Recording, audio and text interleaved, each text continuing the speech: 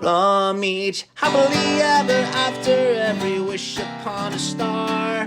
Let's break down the movies that shaped who we are. From memory lane to now and everything in between. The most famous of films to the ones we've never seen. Decade by decade, all the times we laughed and cried. And with a little pixie dust, they will all take flight. Reliving the feelings, and we're trying our very best. And if they mean the same to you, please be our guest. So hop aboard, we would love to have you as we hang with a certain mouth, the whole gang too. If you love nostalgia stuff, we hope this does the trick. Thanks for joining us as we deep dive the magic. Hi, and welcome to the Deep Diving the Magic podcast. I'm KJ. And I am Jeffrey, and we are back today with the 136th Disney feature-length film from June the 9th of the year 1978. It is a film called The Cat from Outer Space. The Cat from Outer Space is actually um, the director Norman Tokar's final film before his passing, and he had quite the long, successful career with Disney, going back all the way to 1962 with Big Red. He did 1, 2, 3, 4, 5, 6, 7, 8, 9, 10, 11, 12, 13, 15 Disney feature-length films that we've talked about so far. He has done. But we'd like to start us off with a synopsis about June the 9th, 1978's 136, The Cat from Outer Space. Three scientists help an alien feline stranded on Earth to repair its damaged spacecraft in order to return home, but their efforts are hampered by inept army officials and foreign spies. Like we talked about last time. Outer space again. We're there again. Hey, you really liked that one film with the monkey in outer space, so maybe you'll really like this film with the cat in outer space because you like cats more than monkeys. So, um, Moon Pilot? if yeah, which this person didn't direct, actually. But anything that you would like to talk about this film before we dive right into The Cat from Outer Space? No, we can just dive right in. All right, so it starts off with congratulations for Mickey Mouse on his 50th birthday. And that's the most exciting part of this entire film, and I'll pass it over to you to take it from there. All right, so this movie is supposed to be a quirky, charming sci-fi comedy. Uh, Obviously, it's set in the late 70s era, Hmm. and it had blended some Cold War paranoia with some slapstick humor. Um, and we, most importantly, have a telepathic alien cat Yes, we do. in a tiny jumpsuit, basically, with a little collar that helps him with his alien powers. I don't know. Hmm.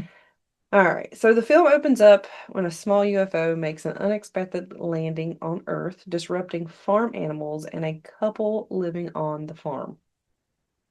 The man goes to get his gun and goes to check out what they heard and calls their dog a chicken because the dog just runs off. I'm pretty sure our dog would also run off, but whatever. He soon sees that it's a UFO.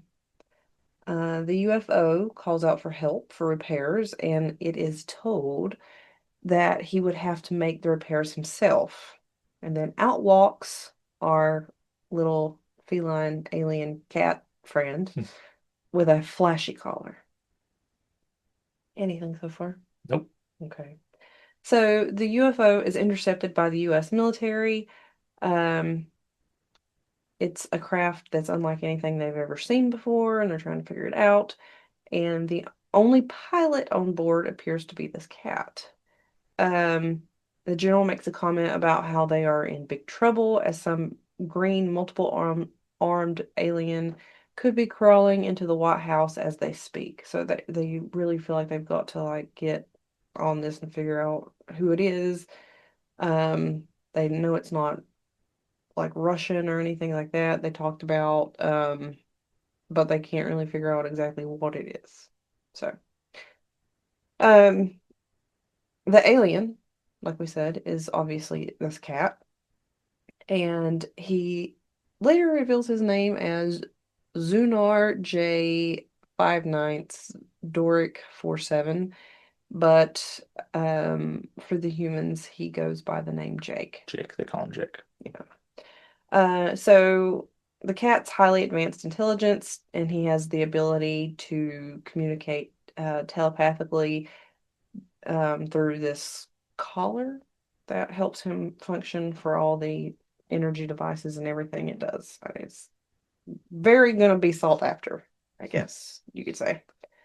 Um, we get a professor from Caltech, Dr. Wilson, who has an awesome coffee maker that is ran by a mouse and a wheel in his lab. It's true. I mean, I guess that would be fun if you had time to watch that in the morning, but I don't really have time to watch that in the morning. Anyway, frustrated by the Earth technology and the humans' slow pace, Jake scans the minds around him and eventually connects with Dr. Frank Wilson, which we find out is our little kind-hearted but somewhat bumbling astrophysicist who works nearby.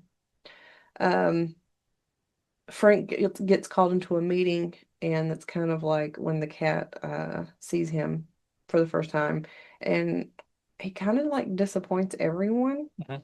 in the meeting.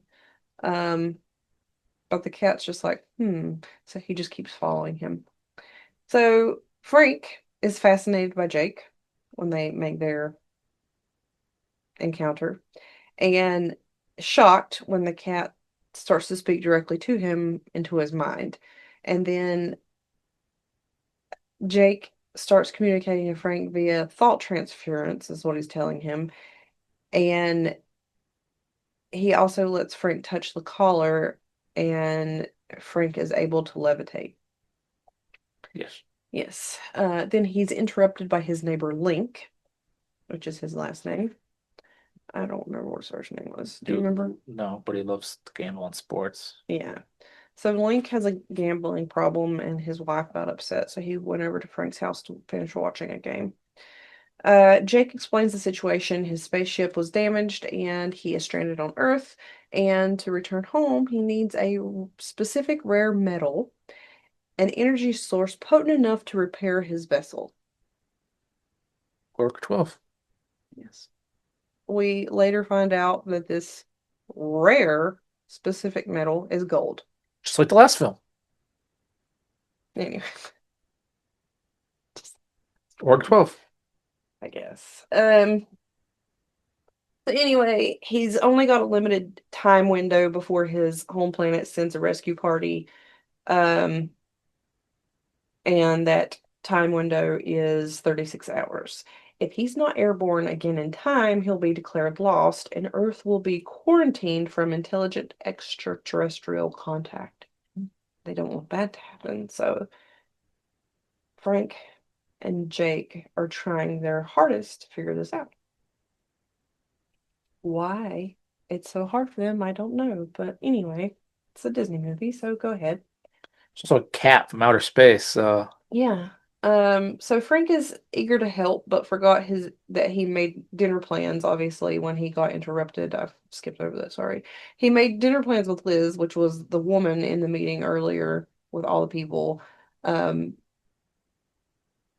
and she was upset because she's like, well, you just bumbled through that and like nobody took you seriously. But then he kind of like makes it up to her and he's like, well, we should go out for dinner sometime. And then she's like, oh, did you give the cat water? Because the cat's going to need water. Anyway, Well, she's a cat owner herself. exactly. So she agrees to do these dinner plans. So Frank is trying to help Jake and forgets his dinner plans with Liz. She comes over with her cat because she thought that Jake would like to hang out with her cat while she's going out to dinner with Frank. Um, but Jake realizes he doesn't have much time, so they don't really have time for this dinner thing. So he fakes sick to get Frank out of the dinner date without fault. Frank is also not the only one that's going to be interested in Jake. So there's They end up at the military base and they're being followed by criminals, but they don't know they're being followed. Then a military soldier and a guard dog finds Frank and Jake has to freeze them in place. He uses his collar powers to do this, but tells Frank not to panic because it wears off in 20 minutes. So they're literally just standing still, froze. Yeah, that's all I got. Okay. They make it to the hangar with Jake's ship. We find out that Jake carries a spare collar, and Frank uses it to help him repair his ship. So he Did goes up on top to repair something. did we talk about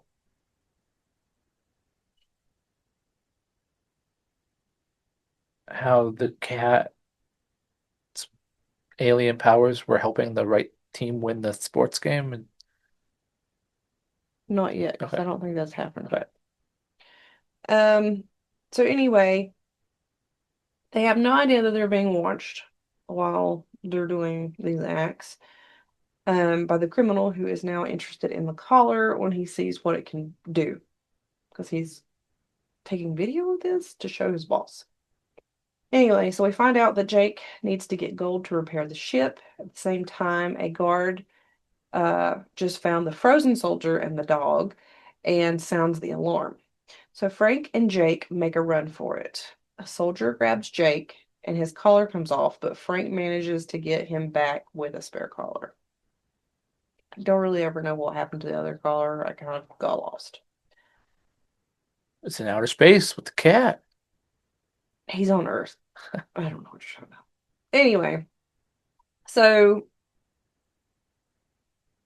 during all this time, they end up back, and Jake and Frank have obviously formed this secretive partnership, but they start pulling in Frank's friends.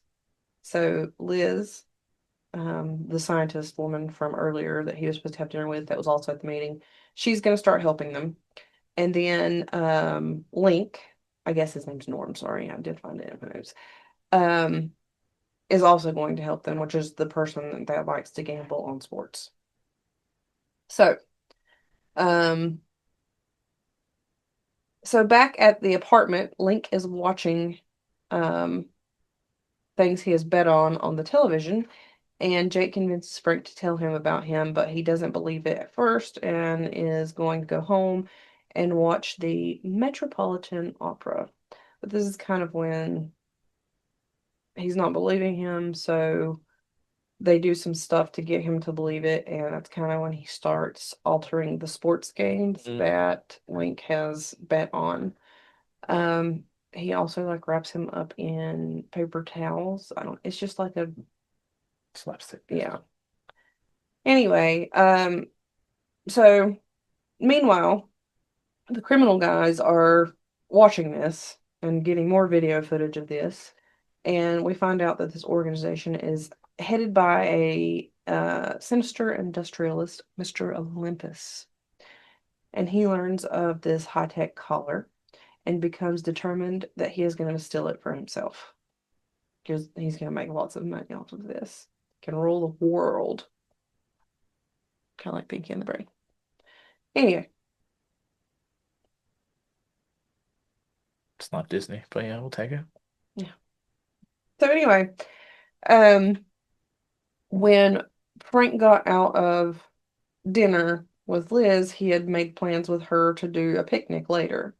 So she shows up at his house, ready for their picnic, bringing her cat. And obviously, they don't have time for really to go on a picnic, so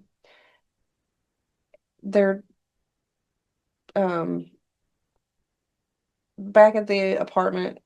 Liz comes in with her cat for this picnic. I guess she thought the four of them were going to go out for a picnic. I don't know. Who takes their cat on a picnic? Can I add something because it does it bodes very important later when the dude didn't have time to go on a date with Liz and he wanted to help Jake at first. Mm-hmm. He lies to say that Jake is sick and No. Jake starts coughing and stuff. Yes. Go ahead. I already said that. Oh, I missed that then. I Sorry. said that Jake faked sick so he got Oh, out I of didn't it hear you. without Sorry, fault. but that's very important later. Okay, so anyway, um, Jake supposedly is still sick, so he still starts doing his little bit again. So Liz is like, I'm gonna go get the vet that lives in the building to come check him out. Because, why wouldn't you? Yeah. So while she's gone, Jake starts hitting on her cat while she's sitting in the cat carrier. I mean, Such a weird okay, movie. Disney, we've watched 36 of these films. How many movies have animals hit on animals, and this is the one that you think is weird? Anyway, so Liz comes back with the vet. The vet's checking over Jake. They're discussing the game as he's looking at Jake because he really didn't want to be interrupted in the beginning. He tells them that he can sedate Jake, but they're like, no, we don't want you to do that. And he was like, well, whatever. And then they're like still talking about the game. Well, it's because Jake is And controlling the game. yes, I know. So they end up, I don't know, during this fumbling of everything, he sedates Jake, and then all of a sudden everything goes sideways from how they wanted it to go.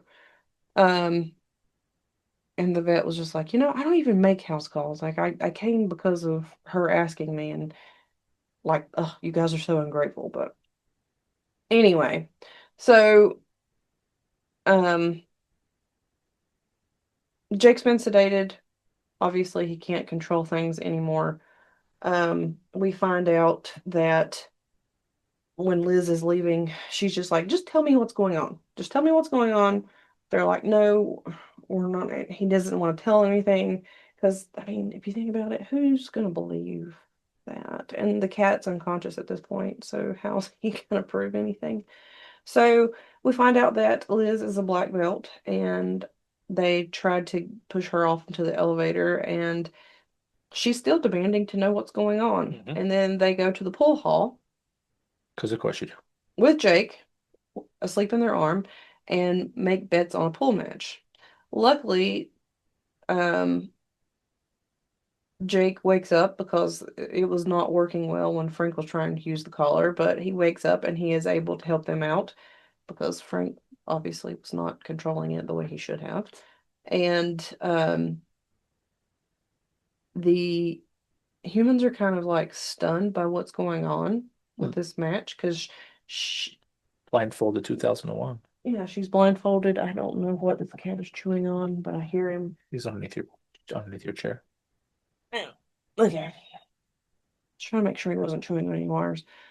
Um, So basically, they're trying to raise money to buy the gold to fix the ship. yeah, So like they bet on this pool game. It doesn't go well because the cat is not unconscious. conscious. But then at the last minute, after she embarrasses herself and she pulls a Boy Meets World and ruins everything on the pool table, Mhm. um, the cat Jake comes back from being sedated. So then they're like, oh, let's just go all in 2001 blindfolded. Back to you.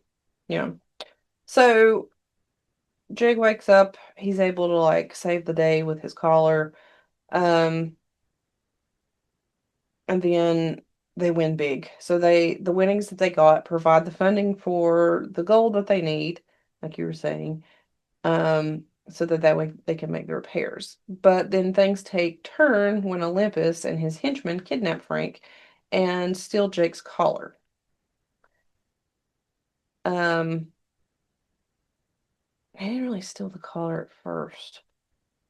But Jake is about to reduce the gold when the military rushes in. It's a bunch of slapstick between scenes where the criminals are doing stuff and then the military comes in. Um, they get frozen. Mhm. So the military is just like stuck there. Uh, Frank gets this idea that he's going to wear the general's outfit, his uniform, so that way they can get on the base to make the repairs to the ship. Um, and then the general wants to interrogate everything that's going on and figure it out, but Jake froze them so they can't do anything. Um, They make it back to the base, but back at the apartment, the general and his soldiers are unfrozen, and they all start laughing at the general because the general is in his underwear. Jake and Frank try to fix the ship. However, Link talks his way onto the base to tell Frank what has happened. And that's when they find out that the criminals have taken Liz and her cat. Her ransom. Yeah. Uh, Jake is about to take off, but we see his ship take off as he jumps into Frank's lap to go save the girls. Jake does not go in the UFO. Yeah. So they make it to the airport to save the girls when the helicopter takes off with the criminals and the girls. Just as the military arrives, Jake makes a dilapidated plane fly with Frank. And if Jake loses this collar, he's going to lose his advanced abilities and he's going to be trapped on Earth forever. But we find that in this really intense Very scene intense. where it looks like this plane's about to fall apart. She's gonna jump off the airplane or off the helicopter. Yeah. Yeah. Um, the criminals jump out of the helicopter. They've left the girls in the helicopter, and you have Norm, which is Link on the ground, and they're trying to figure out who's flying it. And then with this dilapidated airplane, they manage to get close enough to the helicopter that they get the cat. But then poor Jake, he just becomes sidetracked and wants to talk to her and tells her it's going to be okay. So he is just comforting this cat girlfriend he has made. And poor Liz is still stuck on the helicopter. And Frank has to bring Jake back to be like, hey, focus, focus, we're not done yet. They do end up saving Liz. And uh,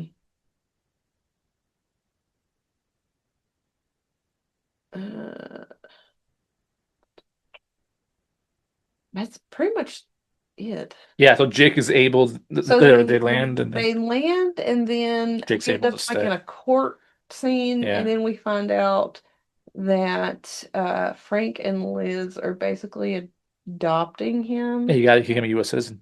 And The cat became a U.S. citizen. yeah, as an extraterrestrial, and they're going to be his guardians to show him the way or something like that, basically. It was a very interesting movie. Yeah. So that synopsis was as confusing as this film was. Yeah, it was hard to follow. Mm. I would take notes and then I was like, "Mate, that doesn't make sense." And I don't know. So it was a very interesting movie. Well, watch along because you're a completist too. But good goodness. It did have some humorous bits to it. I can't say I would watch it again, but I mean, it wasn't as terrible as some of our movies, but it was definitely a movie. Was it terrible enough to rate it? What you rate it? Um, Hang on, I'm not done. Okay. So I have some facts and trivia for you. So the alien cat was actually played by an actual Hollywood star. It was the main feline actor Rumple, um, who is a professionally trained Abyssinian cat. There were several backup cats, obviously.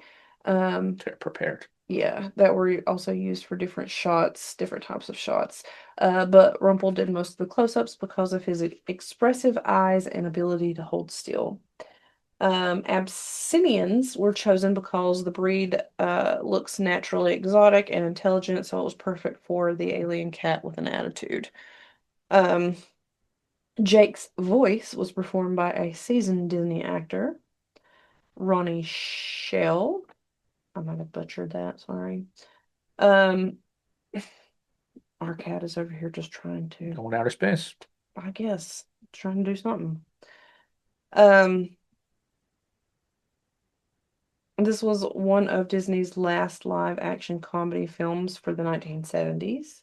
It also has the same goofy slapstick chase formula that Disney relied heavily on during this period. And then the telekinetic collar effects were very low tech. Almost all the floating and telekinetic scenes were used are done using invisible wires, off-camera pulleys, forced perspective, and reverse filming techniques. You will probably find this very interesting, but the helicopter chase nearly went wrong during the I film. mean, it looked like it went wrong during the filming. Yes, during the filming of the finale chase, a helicopter used in the pursuit scene had a mechanical issue and had to be grounded. Filmmakers repurposed existing footage and shot additional ground scenes to avoid delays. Hmm.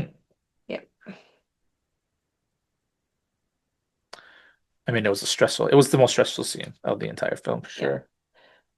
And then I saw somewhere that it said this movie was huge on TV reruns.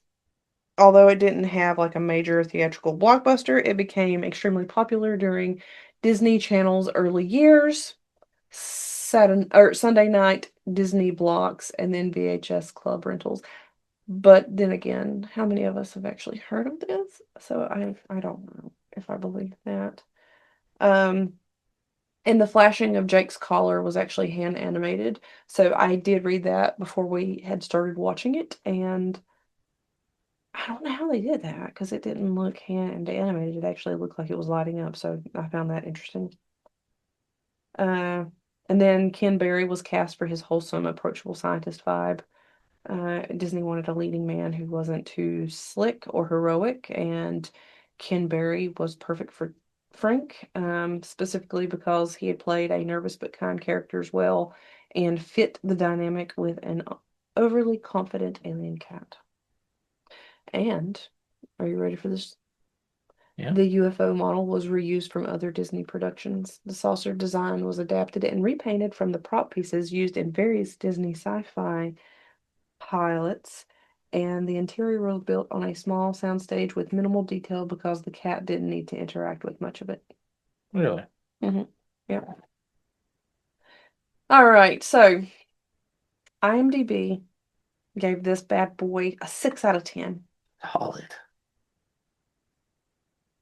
I also gave it a 6 out of 10. I mean, you like animals in space, so I do, but I didn't like it as much as I liked Moon Pilot, so is Moon Pilot still on your list? no. Imagine. So then what is your list upon a star through 136 films? So, my list upon a star is The Many Adventures of Winnie the Pooh, 101 Dalmatians, The Parent Trap, Sleeping Beauty, Dumbo, The Apple Dumpling Gang, The Strongest Man in the World, Napoleon and Samantha, Snowball Express, and The Jungle Book. So much like the last film that was also about outer space and gold, this does not make my list upon a star, if you couldn't tell. Didn't get the gold for you, huh? No. Um, so my list upon a star through the 136th film that we've watched is 101 Dalmatians, The Rescuers, Mary Poppins, The Many Adventures of Winnie the Pooh, Peter Pan at 5, Robin Hood, Alice in Wonderland, Bedknobs and Broomsticks, Peach Dragon, and then at number 10 on the chopping block is still Babes in Toyland. Yeah, this was a film. This was an interesting one. Speaking of interesting ones, Mm-hmm. speaking of films that I've never heard of and interesting ones and live action and all that jazz, our next film, Deep Dive 137, is actually the final film of the year 1978. There wasn't that many films in the year 1978. Okay. Deep Dive number 137, like I said, and it is a film called Hot Lead and Cold Feet. So I think we're going back to the Wild West for this one. oh boy. But we're getting closer, a whole nother year closer almost to the 80s. Yeah, I mean we're going into the last film in 1978. But yeah, Hot Lead and Cold Feet. But thanks for hanging out with us. Thanks for watching along and all that jazz with us. We are on Instagram at Deep Diving the Magic. Mm-hmm. We are on Spotify and YouTube where you can watch this all take place at Mhm. Deep Diving the Magic. Thank you for your comments, your likes, your follows, your recommendations. That means the world to us. That's how more people get to know about this and listen along. Hmm. And if you want to write in about how you love Org 12 or gold or cats in outer space or whatever, Does this uh, make your top 10? Let us know. deep diving the magic pod at gmail.com. But we are quickly approaching the holidays. For Yeah. those that are watching along, we are entering the week of Thanksgiving. For those Mhm. that are watching when this comes out, we're getting to the holiday season.